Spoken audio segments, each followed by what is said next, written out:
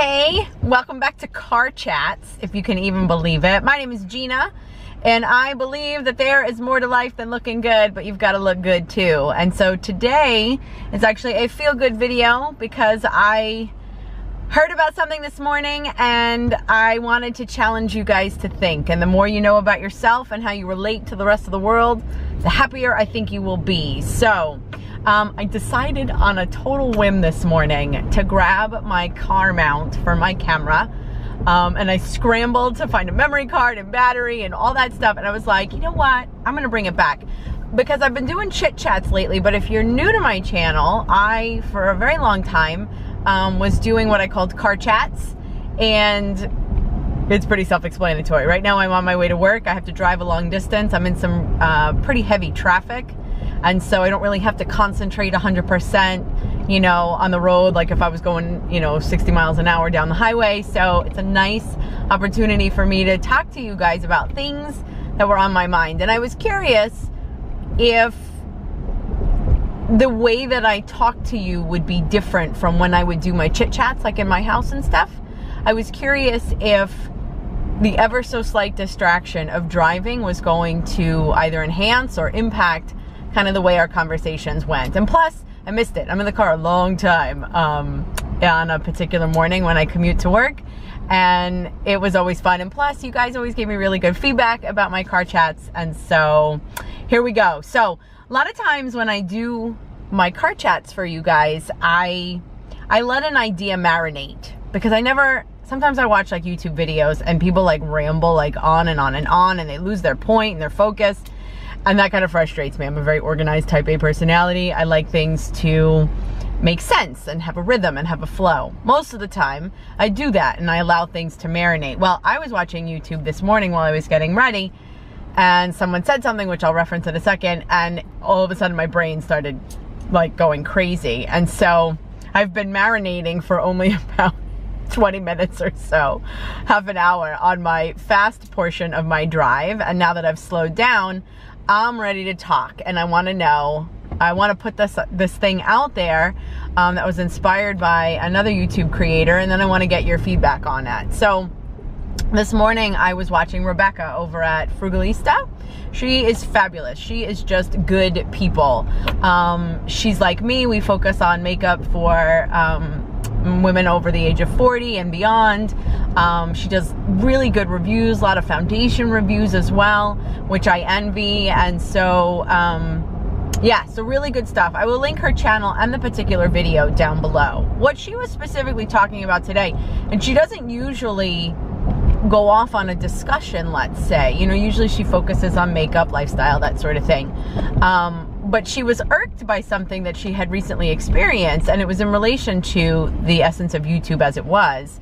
And one small portion of what she was talking about kind of caught my attention. So the premise of her video, please do go check it out, had to do with the criticism that YouTube creators would experience when they would do either you know, sponsored videos, or they get paid to do different product reviews and that sort of a thing. And I love it. She was actually really blunt. I mean, it's true. She made the comparison to the fact that movie stars and you know, athletes get paid, get endorsed to support products, and basically that's the same thing. Yet we never, you know, criticize, you know, Michael Jordan and Nike. That wasn't a reference she used, but that's the one that came to my mind.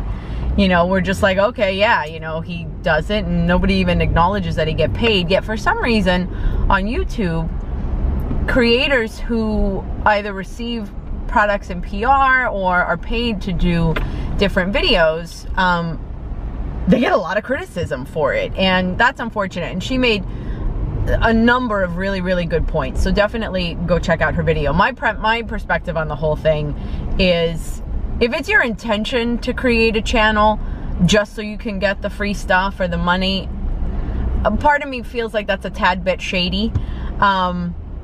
But if that's your motivation and the like heart and soul behind why you started a channel, that's tricky. But if it winds up being a consequence or a benefit that you can experience, my goodness, go for it. Because my favorite line in her video is, she's like, we have to pay the bills. It's true. I mean, never mind the camera equipment alone, but the amount of money we spend on products that we wouldn't normally buy if we weren't wanting to review them and share them with you guys. You know, I mean, it costs money. And okay, anyway, so I just thought she has, like I said, she's got a bunch of really good points, and please go watch her video and then watch all her others because I think she's fabulous. If you go over there, tell her I said hi because, like I said, I think she's good people. One of the things that she specifically brought up in that video, and although, like I said, the focus of her video was about this idea for getting criticized for doing sponsored videos, etc. One of the points that she highlighted, and she didn't go into a lot, but got me thinking, had to do with this idea. She was like, why are you trying to take me out? When in fact, this is just another level of success that I've achieved. And I was like, well, that's true. Because if you create quality videos enough so that someone recognizes you and then wants to, at no charge, either pay you or give you product, she's like, that's another level of my success. Why are you trying to take me down? And I'm like, oh my God, why do we do that? We so easily nowadays, and maybe not even nowadays, maybe I just notice it even more, but we as a society go out of our way to go after people who have achieved some level of success. And the only way you can really witness it is when you start talking about big names and millions of dollars. But it happens on all levels. You know, someone, you know, in your office, or, I mean, even in your family or in your group of friends or whatever, when other people do well, we like give them crap about it and try to take them down and knock them down and make them feel less. And that's awful. And I'm starting to think about it, and I have to say, if I was being truly honest, I am not the poster child for, I don't want to say being supportive, because I am supportive. I have character flaws, okay? I don't know if any of you have any character flaws, but I have character flaws. So for example, if I'm competing with someone for something, you see those people, and they, like, I envy them as well. You see those people, like, they lose, like, or the silver medalists, like at the Olympics, like they lose, and they are genuinely happy for the other person, the winner, basically. That is not me. I don't think I have it in me to be happy that I did not win. Now, I don't know if that's because I'm competitive. I don't know if it's because I'm a little bit evil. I don't know. But a major portion, not that I'm a sore loser, but I'm just annoyed that I didn't win. And I'm annoyed that I did not achieve that success. Now, I realized, as I was kind of thinking it through, as I was marinating on my drive out this morning, I realized there is a difference between, like, what I would have would be some mild level of, or some level of envy. Not that I was jealous, but that I was envious that someone else was able to achieve the level of success that I was aiming for, which in that case, by my example, would be first place. I would be annoyed that I didn't win. So, and that would, to me, be described as envy. But I think there's a difference between wanting what someone else was able to have versus wanting to take away what someone else had. And I think that's where society has evolved nowadays. I don't think, I mean, maybe it's because it's my own character flaw that I don't think there's anything wrong with, I mean, mildly anything wrong with it. Okay, so I maybe that will motivate me to try harder or train better or, you know, do better next time because I wanted the elusive first place that I wasn't able to achieve. So maybe that actually is a character strength and that I can use it to my advantage and learn from the past experience. But I feel like, and what Rebecca was talking about, or what she had referenced, was that it isn't even about wanting it. It isn't even about wanting what someone else was able to get. It's wanting to take it away from them once they have it. And I'm happy to say that, in all honesty, that I don't have that inclination, thank God, because I think it's really mean. You know, it isn't, Like, what you do is what you do, and I might be annoyed that you got what I wanted, but now that you got it, like, I don't want to tear you down. You know, and that I think is, maybe that's where sore losership comes from. You know, when you lose and then you go to that, I guess that's what that would be, when you go to that winner and you like start trying to knock them down, or, you know, bully them, let's say, and not at least even offer the, you know, congratulations. Thank goodness I'm decent enough that I could offer sincerely the congratulations, but I would never go over to someone and, you know, start mocking them, or, you know, I don't even know how, it's difficult for me to describe how a sore loser is, because I really truly don't think that's who I am. But yeah, there's a difference between, like I said, wanting what someone else was able to have and then wanting to take it away from them. And I think Rebecca's point was, why do you have to go out of your way to dog me and challenge my integrity? I think that was car chat rookie mistake number 1. My camera just launched off of the dashboard. I've since gotten a new vehicle since I did my last car chat, and I don't think the dash mount is as friendly with my new vehicle as it was before. So anyway, I think that's all I was saying, was that was I think a spider just dropped. Oh my God, what is the matter with my car ride this morning? It's like, oh, for Christ's sake. Yeah, a spider just decided it was gonna land. So I need to do something about that. Oh my God. Okay, so I just had to pull over rapidly because my camera fell off the dashboard, and I was just explaining why it wasn't seated very well. So now I started driving and I started talking. I was in like 3 seconds, and a spider, and if you know anything about me, you know that spiders, oh my God, and I do not get along. A tiny spider decided it was going to like paratrooper out. I don't even know from where. So I pulled over because I cannot sit in a vehicle that has a spider in it. And so it was one of those like launching spiders too. Anyway, so I had to get out of the car, and ultimately, thank God, I did find it, and I smacked the crap out of it. I'm sorry, I'm not saving a living thing when it decides it's gonna land on me. But since this is a car chat, let me just like interject right here that for some reason, I was ahead of schedule, and I was not meant to be driving on the road that I'm on just yet. Otherwise, I was going to face certain doom, because clearly the universe was trying to hold me back from driving. Do you wind up thinking like that? I think like that all the time. Everything happens for a reason, and the angels right now were like, oh shoot, someone was not watching Gina, and she was still going down that road. We're not ready for her yet, so we insert the distraction. Abort the mission, somebody get down there and, you know, cause her to delay. I really firmly believe that. I think that if I was to keep going, thank God I'm afraid of spiders. Is that why I'm afraid of spiders? Because if I wasn't afraid of spiders, I would have ignored it and I would have kept driving. So maybe there was a reason that I needed to stop in that way. All right, I'm like in like a back alley and I need to back out. So I'm going to pause here and then resume my conversation. Hold please. So anyway, I think before all the drama, what I was saying was, I think that was the point that Rebecca was trying to make. Just that, you know, why the need to go out of your way to take people down? And why not just let them be? Go sulk in your own misery, basically, or your own competitiveness, or whatever you want to call it. Why direct that on others? So I started thinking about it, and again, where I kind of opened this conversation was, you know, why do we do things like that? And I guess step one is, I'm curious, do you do things like that? Are you such a sore loser that you feel the need to direct your frustration outward instead of focusing it inward? Because that would be a pretty big person if you were able to admit something like that. But why do you think? Why do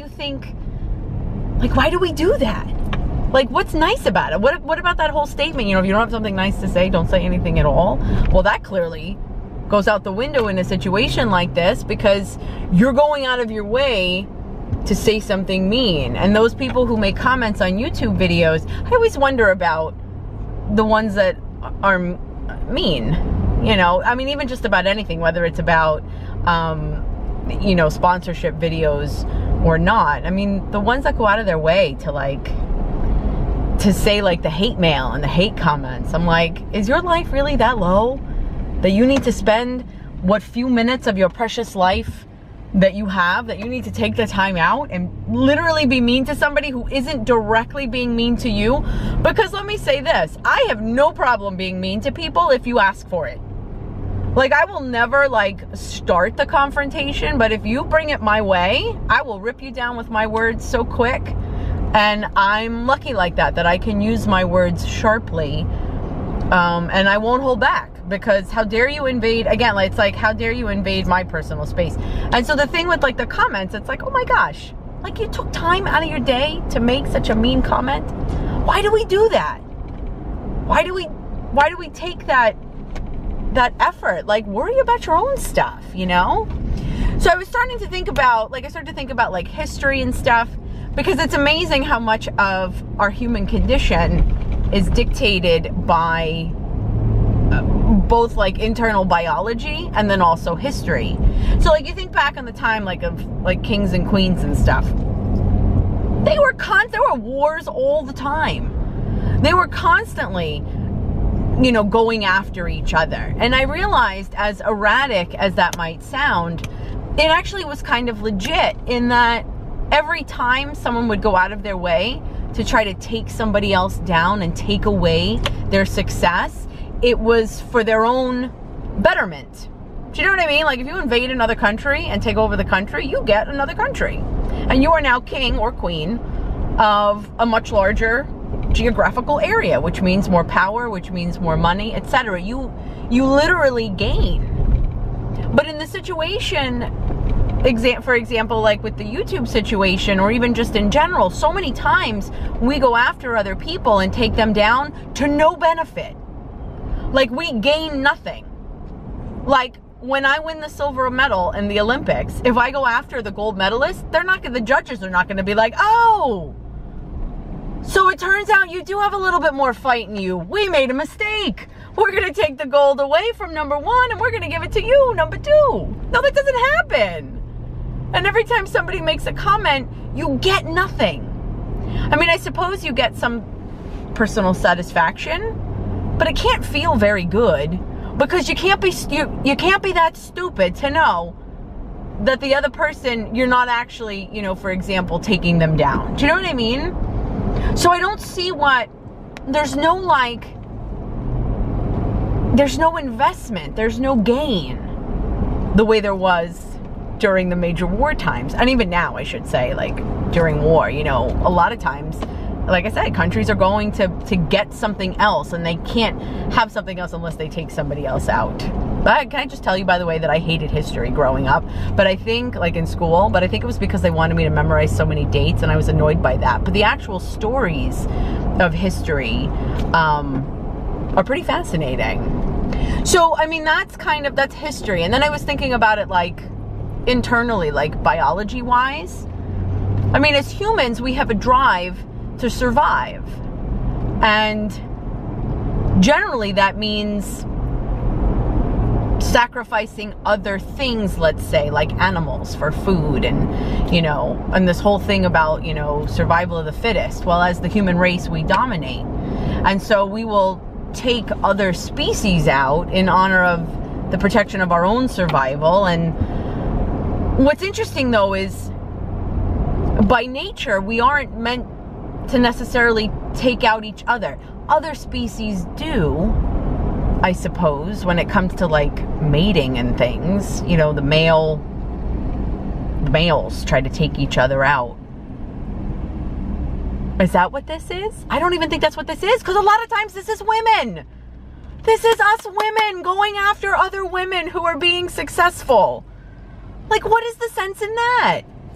So we have this drive to survive, and yet we have this contradictory essence to take each other out, and actually emotionally, which is even more compelling and more impactful than physically sometimes. So it's interesting. I wonder how much science and instinct kind of feed into that too. As with all of my car chats, I don't know the answer.